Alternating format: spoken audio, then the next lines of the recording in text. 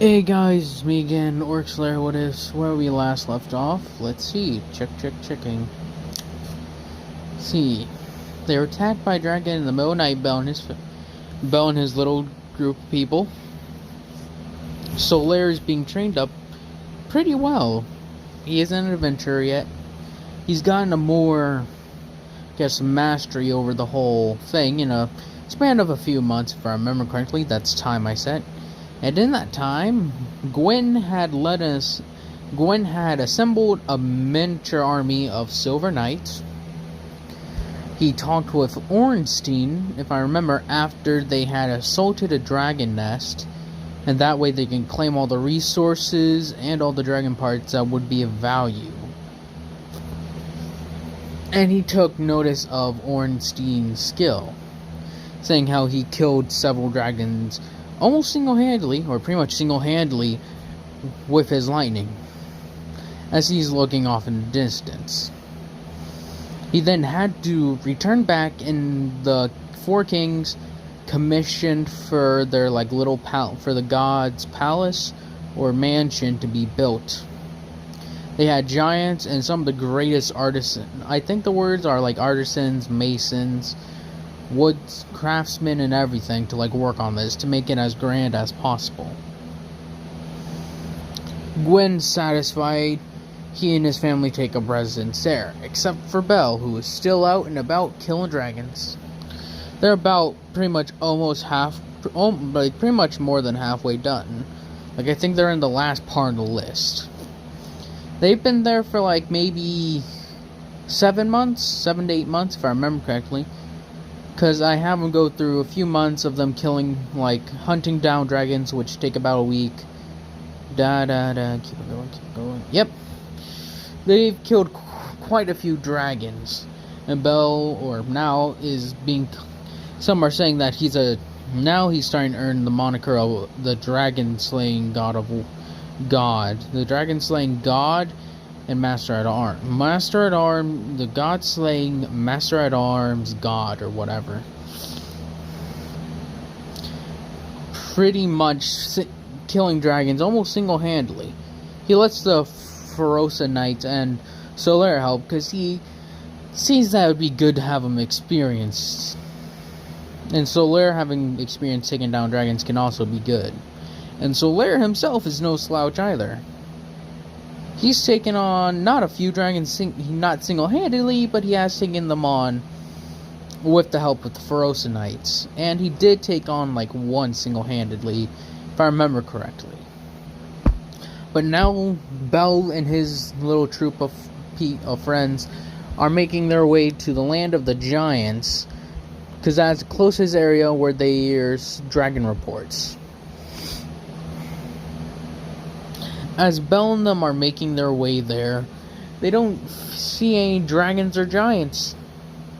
And they're there for a week until they reach a city of giants. And they speak to one of the giants, saying that they're wandering dragon hunters, and they have a question on some areas that they would actually need help finding. The giants, guards, are they look at each other, then they just say hold up for a minute, and they retrieve the person pretty much put in charge of monitoring those situations. He comes out and says, "There is no need for you here. We have our own dragon hunters." Belle looks confused. "I thought you had a dragon problem in this region." "We did, but a few months back, a lad known as Goth took down a dragon with a giant bow." He's like, "A giant bow?" "Yes, it is unusual for giants to wield things, but he took it and shot it down." "How?" "He used a giant javelin or a giant spear and shot it at it. It penetrated through the dragon's thick hide and went straight through it, felling it pretty quickly." It's oh, what type of dragons have you taken down? As he's because we compromised the list, and they actually ask for the lists, and they may be giants, but they try to look at the list, but even from that, they can still see it's like a couple pages worth of dragons, locations and such. It's like, so you're the one who's been hunting dragons. It is nice to meet you, Lord Faram. It's like, it is nice to meet you, giant captain. Or giant hunter, or whatever you would call him. As he's like, well, in the region over yonder, there's a dragon to be yet hunted. Goth has been seeking out his quarry, but he has yet to report or come back with the proof. Some of us are starting to fear for the worst for the lad. He'd be gone a few days to a week when it comes to hunting the dragons. But this one in particular was very massive and dangerous. It already scorched 2 villages single-handedly, killing all the giant soldiers involved. And the dragon itself is quite large as well. How large are we talking here? Is what Belle asked. Like, do you have a size? It is well over 700 feet. She's like, we killed one not that long ago, did we not? Some of the men look at each other. You felled a beast like that? He's like, it was only 600 feet. But yes, I did manage to strike it down. You, single-handedly. Says, indeed. My skills and my god powers allow me to take him down pretty easily. That's what they say. So with that being said, they pretty much point him in the right direction, and him and his warriors make their way as Solar follows him with the sun thing. Everything like, interesting. He returns and he says, we will wait for your news. Like, indeed. With him then as they make their way through the mountains and such, like it's a mountainous area and such, and pretty hilly and such, fit for giants, I would think. So as they make their way crossing giant bridges and across giant ravines and such, they eventually make their way all the way over to where it was known that Goth would be staying at. What they find is a giant camp. Quite literal. Giant will be said quite literally. They're like, Solar's like, this fire has grown cold. And it seems it's been dead for a while. It takes them over 3 days to get where it would take Goth 1 day. Well, I would say 2 days maybe at the most. So as they find this old campfire, they keep on moving onwards. Eventually finding his most recent camp, they take note on how there's many many giant arrows around here. And from before, they could see a few scorch marks and such. So they suggest that the dragon is near. So as they double time it, they eventually make it there. Over a month over 2 weeks of trying to track him down, they finally get to his camp that he's actively staying at. And this is in the middle of the night. Hawkeye Goth there is just roasting some beast that he killed on a little spit roast. As he's cranking it over, he hears something in the woods. He immediately goes to grab he goes and grabs a melee weapon. Not a melee weapon, but just he uses his giant fist. As he's readying himself, they just see Bell and his troops come out of the woodwork. He's like, oh, who are you? If you know what he sounds like, I'm sorry I can't do the voice. I'm not a voice actor. He's like, are you Goth? Yes, I am Goth. Hawkeye Goth is his name. What's his name? Oh, well, Hawkeye Goth, it is a pleasure to meet you. I am Bell, or Faram, as he says his name is. You are Faram, the God's dragon killer. Indeed. I was inspired from the stories I heard of you. And I thought, if you strike them down with lightning, what's the difference between striking them down with lightning and one with a bow? He says, you do have a unique way of hunting them, Goth. Congratulate you on your ingenuity. He's like, most giants detest long range. I am a hunter. So I say, have you tracked the beast or the dragon at all? It's like, I've been tracking it for several days and have gotten into a few fights with it. My arrows penetrate the skin, but it isn't enough to harm the beast, it seems. Been trying to line up a shot, or trying to find a way to bait it and trap it so that way I can get a more easy shot. He's like, well, plus here we may be able to help you more easily, Goth. My lightning can soften the scales. If you so wish, I can strike the beast with my lightning, and then you can end it. He's like, that would be good. As he's like, so, do you know where this beast is, Goth? It's like, I lost track of it today, after our most recent encounter. Hopefully it does not come this way. With this being said and such, Belle is like, would you mind if we share the same cant, Goth? Like, no, sit down. I do not mind. As the warriors all take a load off, taking off their shields and such, they put down their axes, but they keep their shields within, the range of grabbing immediately. As they're like, it is smart of you to keep your weapons nearby. Beast could swing down at any moment.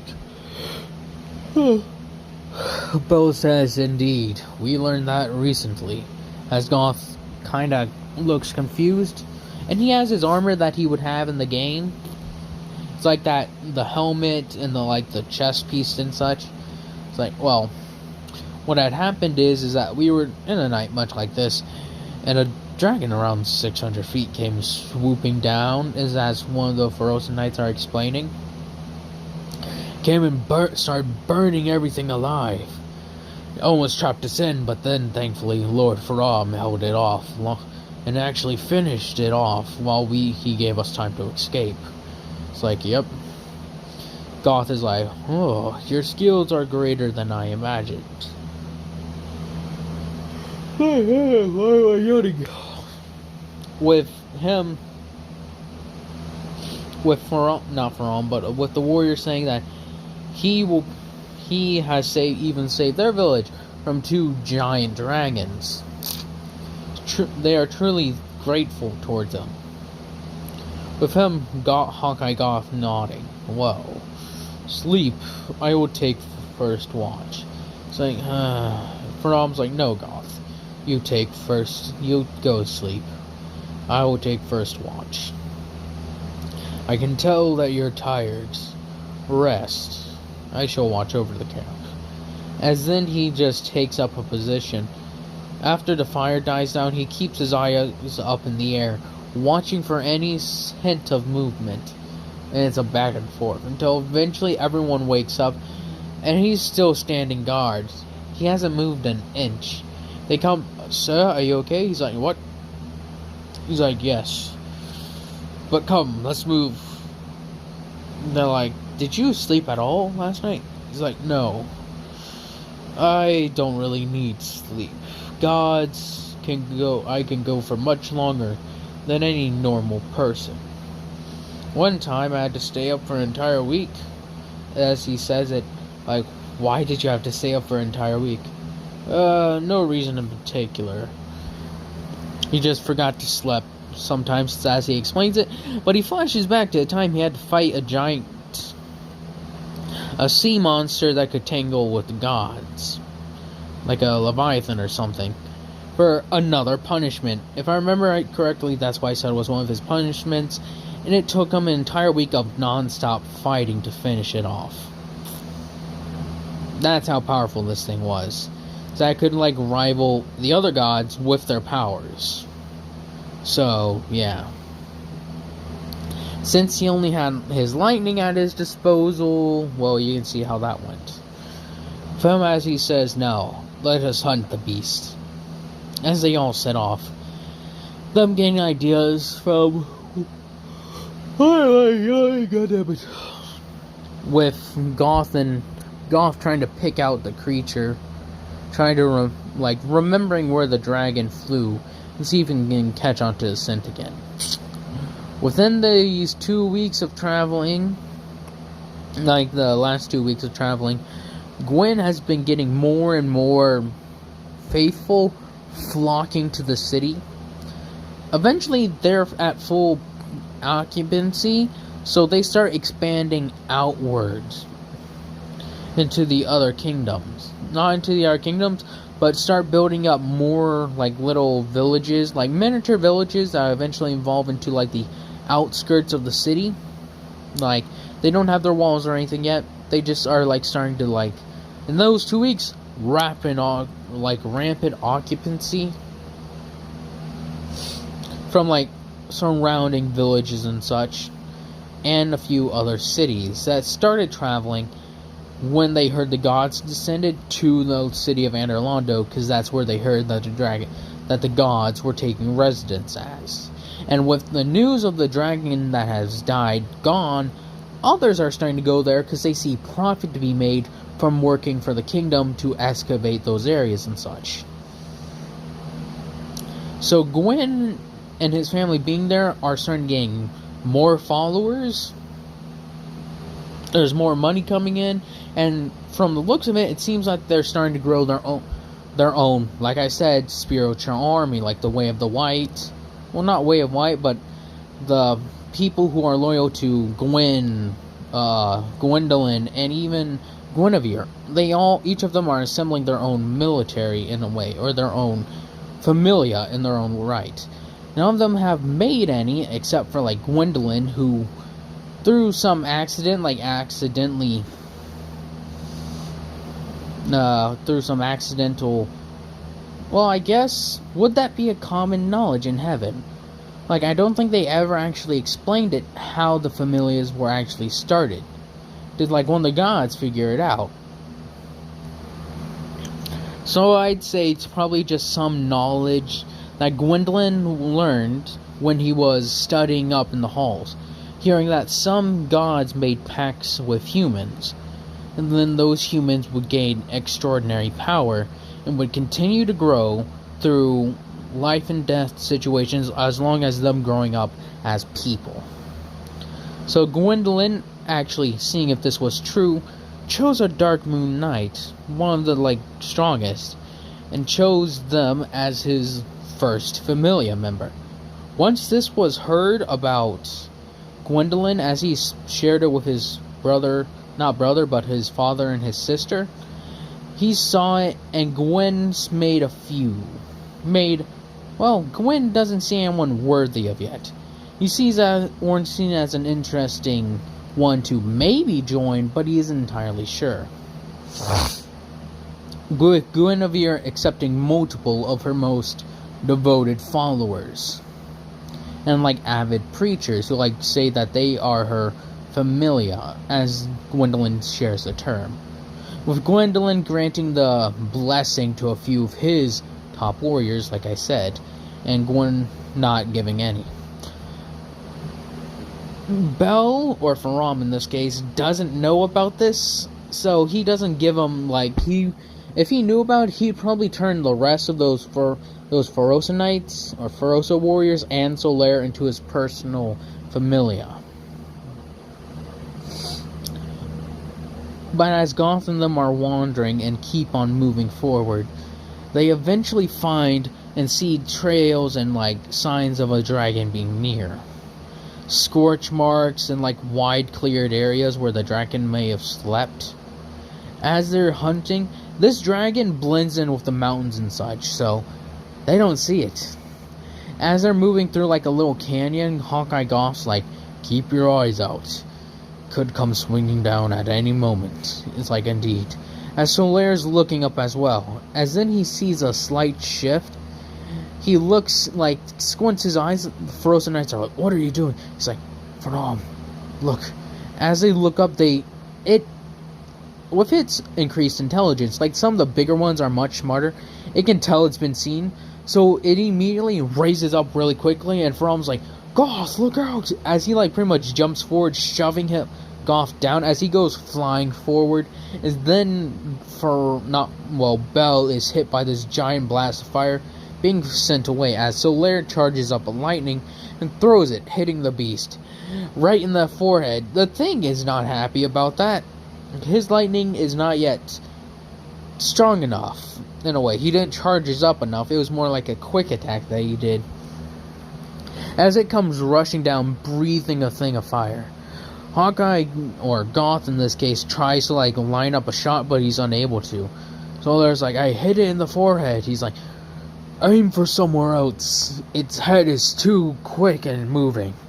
As Hawkeye Goth tries to aim for a wing, trying to destabilize its flying, with Bell quickly recovering and rushing back out, throwing his own lightning spear, hitting it right in the chest, as it bashes straight through, and he damaged the armor a bit.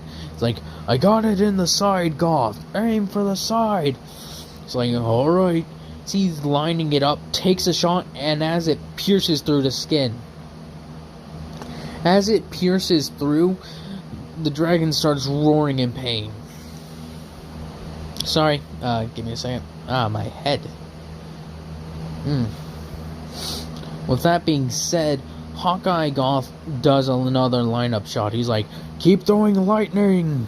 As Phnom, or Bell, and Solaire are constantly throwing lightning. So I was I'm kidding. As he starts to fall, he's are you okay, for Solaire? He's I'm tired. I don't know what it is. He's you're probably exhausting your magic points, or your stamina from using all the magic. Take a break. As he takes on a more aggressive role, throwing several lightnings and trying to get the beast, hitting it a few more times with Goth, shooting more arrows. But the beast and its scales and such, not scales, but the arrows just get into it. They don't pierce deep enough. As Bell starts saying for him to shoot for the wings, bring the beast to the ground. As Goth does this, and eventually enough holes are ripped that it's difficult for it to stay airborne, so it ends up crashing down. As it crashes through the trees and eventually down the canyon, this thing is barely wide enough, the canyon is barely wide enough to have this thing standing in. So as it comes rushing at him, Bell throwing his lightning right in the forehead, as Goth has lined up a shot and goes right through and thunks right into its brain. As then the thing comes crashing down, almost crushing some of the Anor Londo Knights. As the warriors start shouting out in victory, Bell looks at Goth and sort of goes well done, Goth. As Solaire's yeah, well done. So he starts almost unconscious. He's come on, Solaire. You two, please help him up. They're understood, sir. As they pick him up on one of them picks him up on their shoulders. Pretty much he's thank you. And another one's carrying his weapons. He's ugh. It's well done, Phnom. You could have probably killed the beast single-handedly, but I thank you for your assistance. He's alright, shall we go report this back? They're oh, indeed, we should. As they start trying to make their way back, And since it will take, like, pretty much they'll be gone by a month at this point, the city's like, as they send a few search parties. But then they meet them halfway saying, oh, we survived. It's just that the beast flew a lot and moved around often, as they explained it. Like, oh, can we see proof? As they take him to there. And in that span of time, the dragon is still there, and it's just rotting at this point. Just, like, slowly but surely decaying. It's like, oh, well, we shall report it back, and we shall send people over here to take parts of the dragon. As they look down to the humans, they say, thank you for your assistance. That is the last dragon that we have reports on.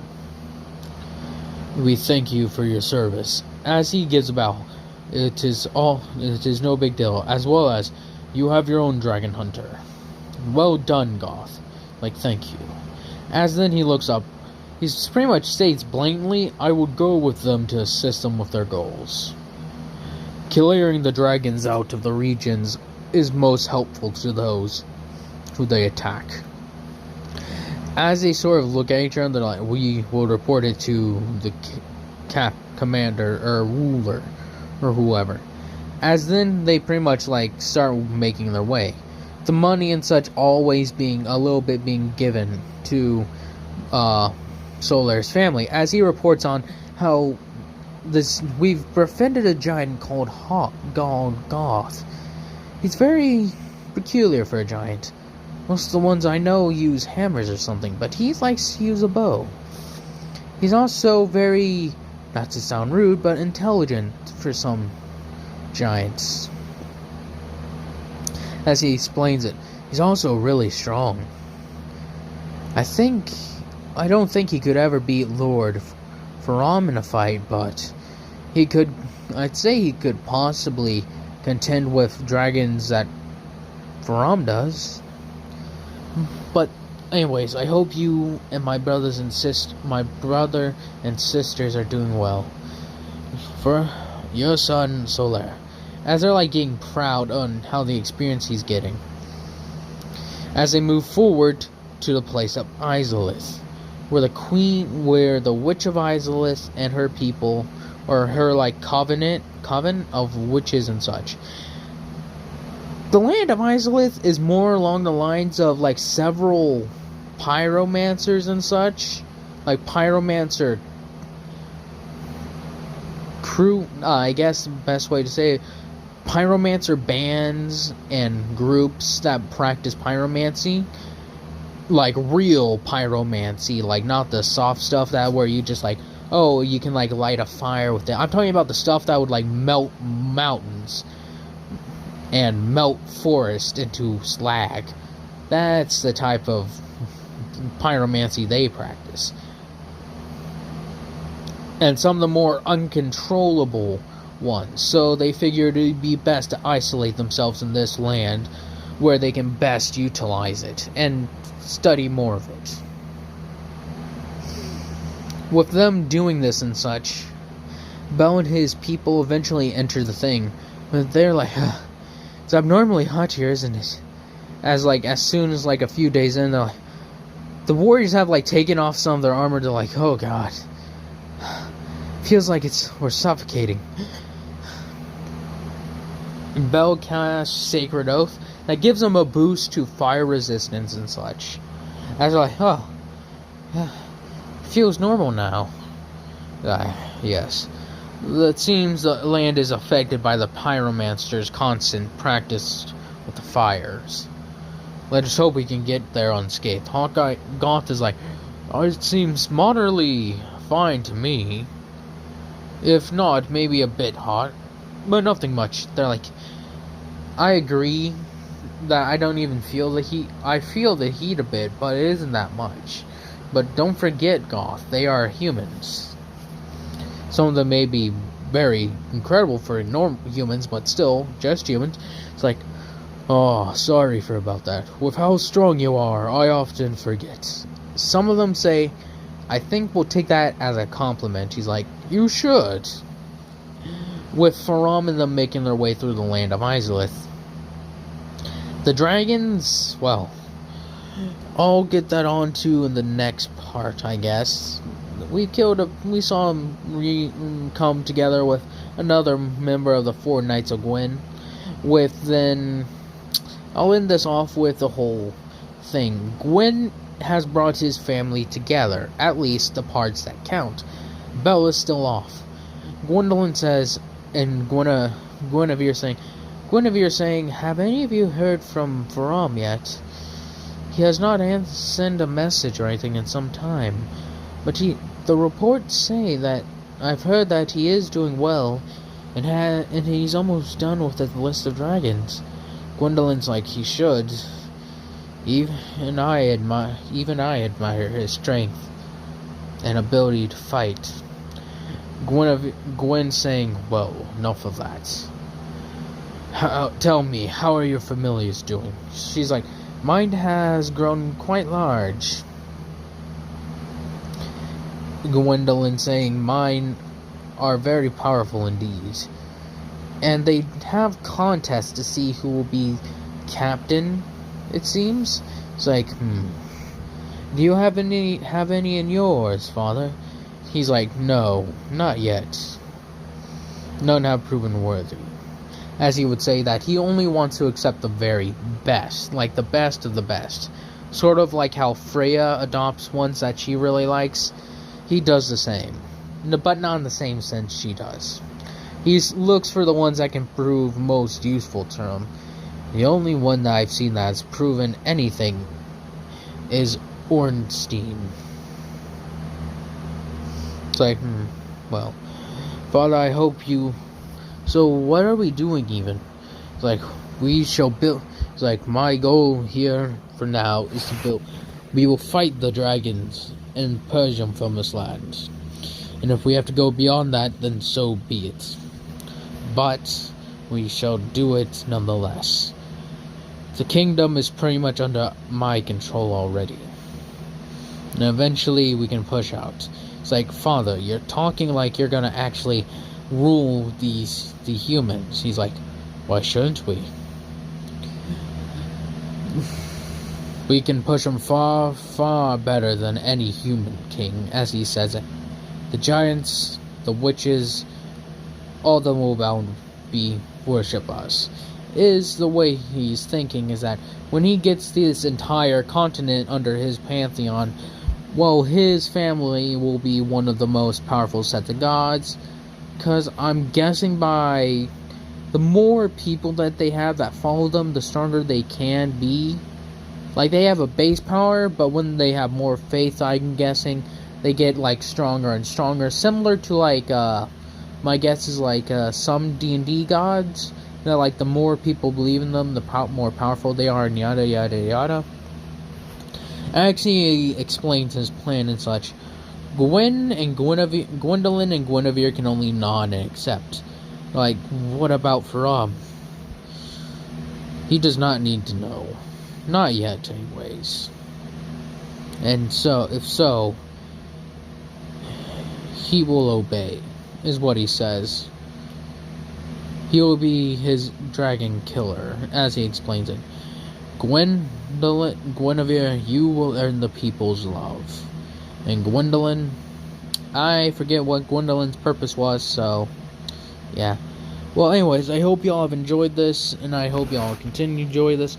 And then for the third time's charm, I hope y'all will have a nice day, nice night, nice life.